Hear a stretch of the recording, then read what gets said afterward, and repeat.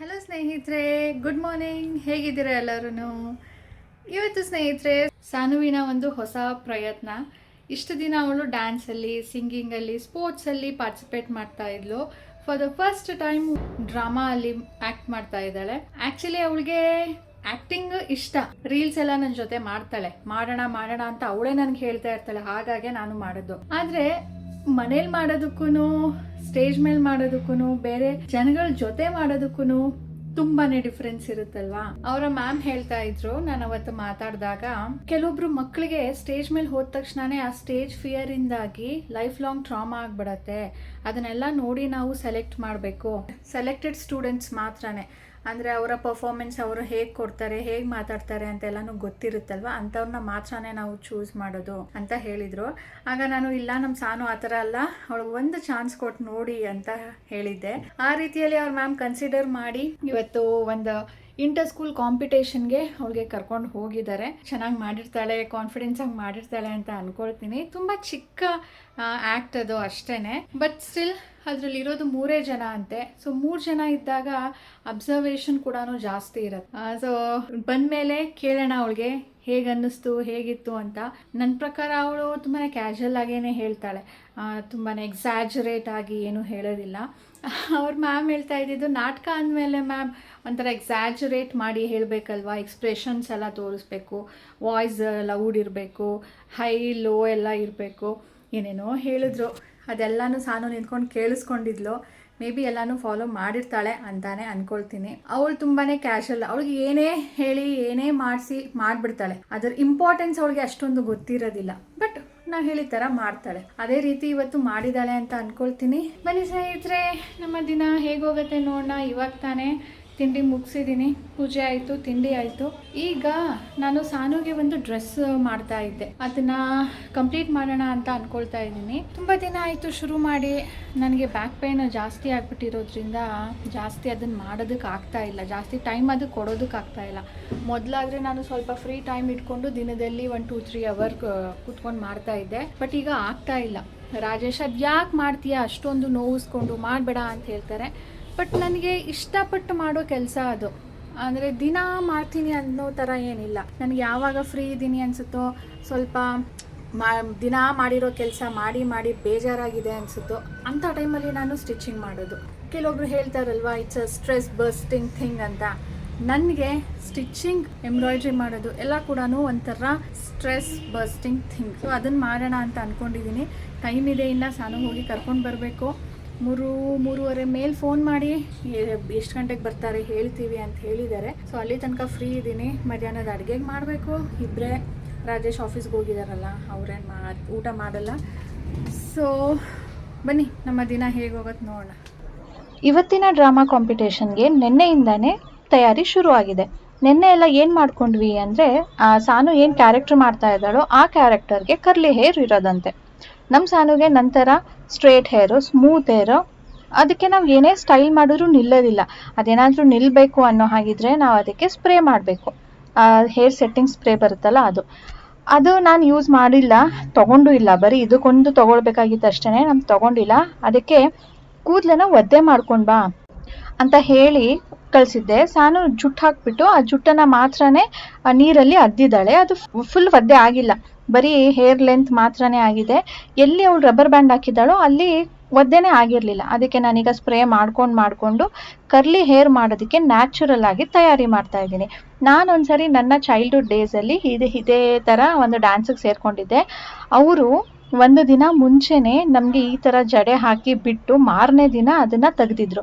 ಆಗ ನನ್ನ ಕೂದಲು ಫುಲ್ ಕರ್ಲಿ ಥರ ಕಾಣ್ತಾ ಇತ್ತು, ಇಷ್ಟು ದಪ್ಪಕ್ಕೆ ಕಾಣ್ತಾ ಇತ್ತು. ಅದನ್ನು ನೆನೆಸ್ಕೊಂಡು ನಾನೀಗ ಸಾನುಗೆ ಕರ್ಲಿ ಹೇರ್ ಮಾಡೋದಕ್ಕೆ ತಯಾರಿ ಮಾಡ್ತಾ ಇದ್ದೀನಿ. ಕೂದಲನ್ನ ಒದ್ದೆ ಮಾಡಿಕೊಂಡು ಒಂದು ಜುಟ್ಟಲ್ಲಿ 3 ಜಡೆ ಹಾಕ್ತಾ ಇದ್ದೀನಿ.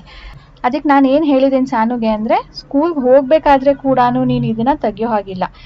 ಕಾಂಪಿಟೇಷನ್ಗೆ ಸ್ವಲ್ಪ ಹೊತ್ತು ಮುಂಚೆ ಮಾತ್ರನೇ ಈ ಜಡೆನ ತೆಗೆದ್ಬಿಡು, ಇನ್ನೇನು ಮಾಡೋ ಹಾಗಿಲ್ಲ. ಮಧ್ಯ ಪಾರ್ಟಿಷನ್ ಮಾಡಿದೆ, ಸಾಕು ಅಂತ ಹೇಳಿದ್ದೀನಿ. ನೋಡಿ ಈಗ ರಾತ್ರಿ ಎಲ್ಲ ಅವಳು ಹೀಗೆ ಮಲಗಬೇಕು. ಸೊ ಮಾರನೇ ದಿನ ಬೆಳಿಗ್ಗೆ ನಾನು ಬೇಗ ಆಗಲಿ ತಿಂಡಿ ಅಂತ ಹೇಳಿಬಿಟ್ಟು ಪುಳಿಯೋಗರೆ ಗೊಜ್ಜನ್ನು ಮಾಡ್ಕೊಂಡಿದ್ದೆ. ನಾನು ಇದನ್ನು ಲಾಸ್ಟ್ ವ್ಲಾಗಲ್ಲಿ ಕೂಡ ಶೇರ್ ಮಾಡಿದ್ದೀನಿ. ತುಂಬಾ ಟೇಸ್ಟಿಯಾಗಿತ್ತು, ತುಂಬಾ ಸಿಂಪಲ್, ಇನ್ಸ್ಟೆಂಟಾಗಿ ಮಾಡ್ಕೊಳ್ಬೋದು. ನೀವಿನ್ನ ನೋಡಿಲ್ಲ ಅಂದರೆ ಪ್ಲೀಸ್ ನೋಡಿ ಮಾಡಿ ಇಟ್ಕೊಳ್ಳಿ. ಆ್ಯಂಡ್ ಇವತ್ತಿನ ದಿನ ಬೆಳಿಗ್ಗೆ ಎದ್ದ ಮೇಲೆ ಸಾನುಗೆ ಸ್ವಲ್ಪ ಕೂದಲೆಲ್ಲ ಕೆದ್ರಿರತ್ತೆ ಅಲ್ವಾ. ನಾನು ಈ ಥರ ಹೋಗೋದಿಲ್ಲಪ್ಪ, ನನಗೆ ಹೇರ್ ಸ್ಟೈಲ್ ಬೇಕು ಅಂದರು. ಇನ್ನೇನು ಹೇರ್ ಸ್ಟೈಲ್ ಮಾಡ್ತೀರಾ, ತೆಗೆದ್ಬಿಟ್ರೆ ಎಲ್ಲಿಯ ಕರ್ಲಿ ಕಾಂಪಿಟೇಷನ್ ಶುರು ಆಗೋ ಮುಂಚೆನೇ ಎಲ್ಲಾನು ಸ್ಟ್ರೇಟ್ ಆಗಿಬಿಡುತ್ತೋ ಅಂತ ಹೇಳಿಬಿಟ್ಟು ಜಸ್ಟ್ ಮೇಲ್ಗಡೆ ಹಾಕಿದ್ದಂಥ ರಬ್ಬರ್ನ ತೆಗೆದ್ಬಿಟ್ಟು ಸ್ವಲ್ಪ ಬಾಚಿಬಿಟ್ಟು ಅಲ್ಲಿ ರಬ್ಬರ್ ಬ್ಯಾಂಡ್ ಹಾಕಿ ಮತ್ತೆ ಕೂದಲನ್ನ ನಾನು ಏನು ಜಡೆ ಹಾಕಿದ್ನೋ ಅದನ್ನೆಲ್ಲಾನು ರೋಲ್ ಮಾಡಿಬಿಟ್ಟು ಒಂದು ರಬ್ಬರ್ ಬ್ಯಾಂಡ್ ಹಾಕಿದ್ದೀನಿ. ಅವರ ಮ್ಯಾಮ್ ಸ್ಕೂಲ್ಗೆ ಹೋದ್ಮೇಲೆ ಇದಾ ನಿನ್ನ ಹೇರ್ ಸ್ಟೈಲು ಅಂತ ಕೇಳಿದ್ರಂತೆ. ಸಿಕ್ಕದವ್ರೆಲ್ಲಾನು ಇದಾ ನಿನ್ನ ಹೇರ್ ಸ್ಟೈಲು ಅಂತ ಕೇಳ್ತಾ ಇದ್ರಂತೆ. ಆಮೇಲೆ ಅವಳು ಕಾಂಪಿಟೇಷನ್ ಸ್ವಲ್ಪ ಮುಂಚೆ ರಿಮೂವ್ ಮಾಡು ಅಂತ ಹೇಳಿದ್ನಲ್ಲ, ಸರಿ ಮಾಡ್ತೀನಿ ಅಂತ ಹೇಳಿದಾಳೆ. ಸೊ ಬಂದಮೇಲೆ ಕೇಳೋಣ ಹೇಗಿತ್ತು ಎಕ್ಸ್ಪೀರಿಯನ್ಸ್ ಅಂತ.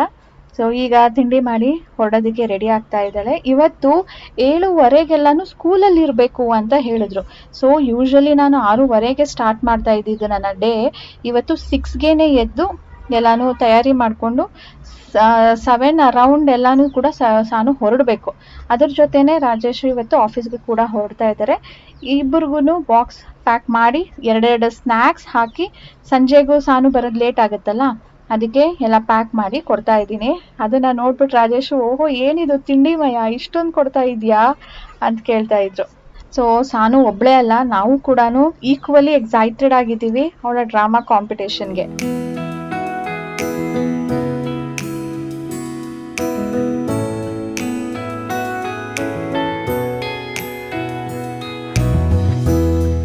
ನಮ್ಮ ಸಾನುವಿನ first acting, stage acting. So this is her costume. ನಿನ್ನ ಹೆಸರು ಇದೇನು ಸೋನಾ, ಕ್ಯಾರೆಕ್ಟರ್ ಹೆಸರು? Hermione Granger. Hermione Granger. What is her character? What is she? She's a wizard in Harry Potter. Harry and Ron's friend. ಹಾಂ, Harry ಪಾಟರಲ್ಲಿ ಒಂದು ಹುಡುಗಿ ಇದ್ದಾಳೆ ಗೊತ್ತಾ, Harry Potter ಜೊತೆ ಆ ಹುಡುಗಿದು ಕ್ಯಾರೆಕ್ಟರ್ ಮಾಡ್ತಾ ಇರೋದು. So all the best.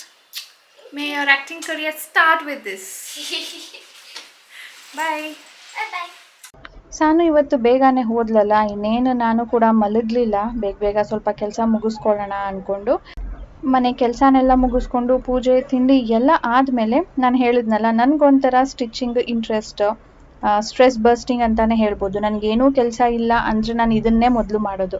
And ಎಲ್ಲ ಮಾಡಿ ಬೇಜಾರಾಗಿದೆ, ನನಗೆ ಏನೂ ಮಾಡೋಕ್ಕೆ ಮೂಡಿಲ್ಲ ಅಂದಾಗ ಸ್ಟಿಚಿಂಗ್ ಮಾಡಬೇಕು ಅಂತ ಅನಿಸುತ್ತೆ.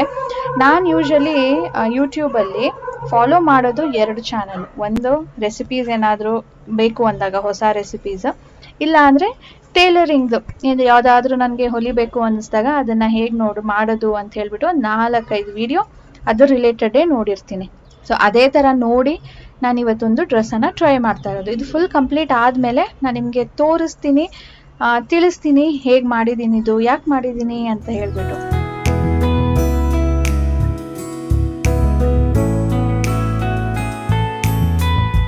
ಈಗ ಮಧ್ಯಾಹ್ನದ ಅಡುಗೆ ಮಾಡೋಣ ಅಂತ ಹೇಳಿ ಕಿಚನ್ಗೆ ಬಂದಿದ್ದೀನಿ. ಇನ್ನು ಸಾನು ಸ್ಕೂಲಿಂದ ಫೋನ್ ಬಂದಿಲ್ಲ, ಬಟ್ ಸ್ಟಿಲ್ ನಾನು ಊಟ ಮಾಡಬೇಕಲ್ಲ. ಸಾನುಗೇನೋ 2 ಬಾಕ್ಸ್ ಕೊಟ್ಬಿಟ್ಟಿದ್ದೀನಿ ಸ್ನ್ಯಾಕ್ಸ್ದು, ಬಟ್ ನನಗೆ ಹೊಟ್ಟೆ ಹಸಿವಾಗುತ್ತಲ್ಲ. ಇವತ್ತು ಬೇಗ ಎದ್ದಿದೆ, ಬೇಗ ತಿಂಡಿ ಮಾಡಿದೆ, ಬೇಗ ಊಟ ಬೇಕು ಅಂತ ಅನ್ನಿಸ್ತಾ ಇದೆ.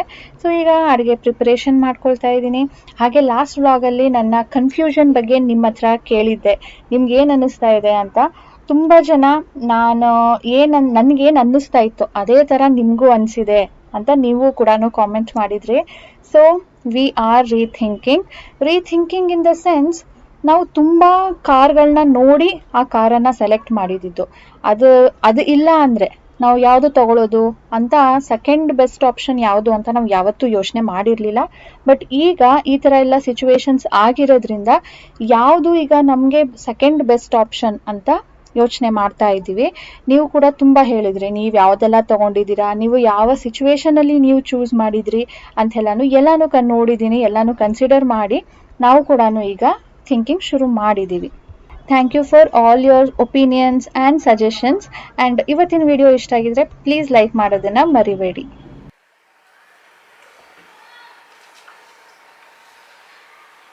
ಕಾಲ್ ಮಾಡಿದ್ದೆ ಸ್ನೇಹಿತರೆ ಸ್ಕೂಲ್ಗೆ 2ನೇ ಸರಿ ಕಾಲ್ ಮಾಡಿದ್ದು 3:15 ಒಂದ್ಸರಿ 4:15 ಒಂದ್ಸರಿ. ಅವ್ರು ಅಂದರು ಇವಾಗ ಬಿಟ್ಟಿದ್ದಾರೆ, ಇನ್ನೇನು 15-20 ಮಿನಿಟ್ಸಲ್ಲಿ ಬರ್ತಾರೆ ಅಂತ. ಸೊ ನನಗೂ ಇಲ್ಲಿಂದ ಹೋಗೋ ಅಷ್ಟೊತ್ತಿಗೆ ಸರಿ ಹೋಗುತ್ತೆ. ಅವರು ಬೇಗನೆ ಹೇಳ್ತಾರೆ, ಬೇಗನೆ ರೀಚ್ ಆಗಿಬಿಡ್ತಾರೆ ಅಂತ. ಅರ್ಧ ಗಂಟೆ ಮಿನಿಮಮ್ ತೊಗೊಳತ್ತೆ ಅವರು ಹೇಳಿರೋ ಅಂಥ ಜಾಗದಿಂದ.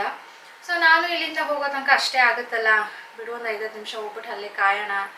ಇಷ್ಟೊತ್ತಾಗಿದೆ, ಅವ್ರು ಏನಾದರೂ ಊಟಕ್ಕೆ ಕೊಟ್ಟಿರ್ತಾರೋ ಇಲ್ವೋ, ನಮ್ಮ ಸಾನುಗೆ ಗೊತ್ತಾಗೋದಿಲ್ಲ ಹೊಟ್ಟೆ ಹಸು ಅಂತ. ಅವಳಿಗೆ ನಮ್ಮ ರಾಜೇಶ್ ಥರ ಆಗ್ಬಿಟ್ಟಿದೆ ಈಗ. ಅವಳಿಗೆ ಹೊಟ್ಟೆ ಹಸಿದಾಗ ತಲೆನೋವು ಬರುತ್ತೆ. ನಾನು 2 ಸಾರಿ ಅಬ್ಸರ್ವ್ ಮಾಡಿದ್ದೀನಿ.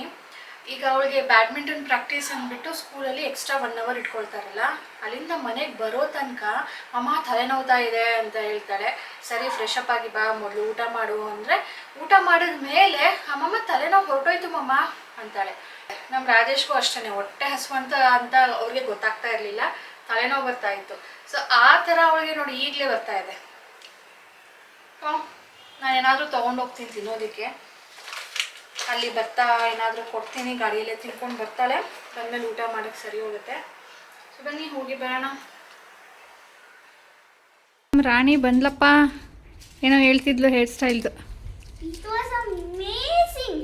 I was looking amazing. ನಿನಗೆ ಯಾವ ಥರ ಬೇಕಿತ್ತು ಆ ಥರ ಬಂದಿತ್ತಾ?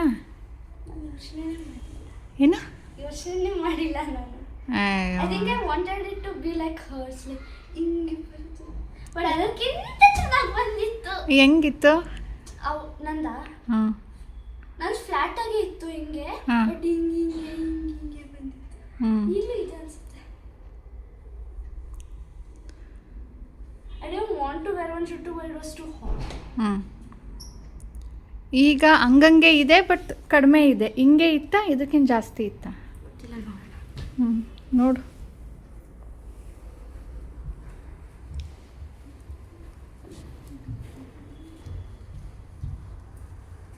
ಇದಕ್ಕಿಂತ ಜಾಸ್ತಿ ಇತ್ತು. ನಂದು ನಿಂದು ಎಲ್ಲ ಹೇರ್ ಸಿಲ್ಕಿ, ತುಂಬ ಬೇಗ ಇಟ್ ವಿಲ್ ಬಿಕಮ್ ಸ್ಟ್ರೇಟ್. ಹಿಂಗೆ ಇತ್ತು, ಚೆನ್ನಾಗಿತ್ತು. ಇವಾಗ ಹೆಂಗಿದೆ ತೋರಿಸು. ನಾನು ಹೋಗ್ಬಾರ್ದು ಅಂತ ನಾನು ತನಿಷ್ಕಾಗಿ ತೋರಿಸ್ಬೇಕಿತ್ತು. ಅವಳು ನಾನು ತೆಗ್ದಿದ್ದೆ, ಬಟ್ ಅವಳು ನಾನು ಡೈರೆಕ್ಟಾಗಿ ತೋರಿಸಿಲ್ಲ. ಅವಳು ಬಾಯಲ್ಲಿ ಅಂತ ಹೇಳಿದ್ರು, ಅದಕ್ಕೆ look so so so so so good ಅಂತ ಹೇಳಿದ್ರು. ಹಚ್ಚಿರೋ ಫೌಂಡೇಶನ್ನು ಹೋಗಿಲ್ಲ, ಇನ್ನು ಹಂಗೆ ಇದೆ. ಸೊ ಈ ಫೌಂಡೇಶನ್ ಆಯಿಲಿ ಸ್ಕಿನ್ ಅವ್ರಿಗಾಗಿರ್ಬೋದು ಅಥವಾ ಸ್ವೆಟ್ ಆಗೋರ್ಗಾಗಿರ್ಬೋದು ಚೆನ್ನಾಗಿರುತ್ತೆ. ಲಿಂಕ್ ಟ್ಯಾಗ್ ಮಾಡಿರ್ತೀನಿ ನೋಡಿ. ನನಗೂ ಇದು ತುಂಬ ಇಷ್ಟ ಆಯಿತು. ಒಂದು ಲೇಯರ್ ಹಾಕಿದ ತಕ್ಷಣವೇ ಫುಲ್ ಮೀಡಿಯಮ್ ಕವರೇಜ್, ಬಟ್ ಚೆನ್ನಾಗಿ ಕಾಣುತ್ತೆ ನೋಡಿ. ಎಷ್ಟೊತ್ತಾದರೂ ಇದೆ. ಪ್ರೈಮರು ಹಚ್ಚಿರಲಿಲ್ಲ ನಾನು, ಏನಿದ್ರು ಬರೀ ಫೇಸ್ ಕ್ರೀಮ್ ಮತ್ತು ಸನ್ಸ್ಕ್ರೀನ್ ಲೋಷನ್ ಹಚ್ಚಿದ್ಲು ಅಷ್ಟೇ.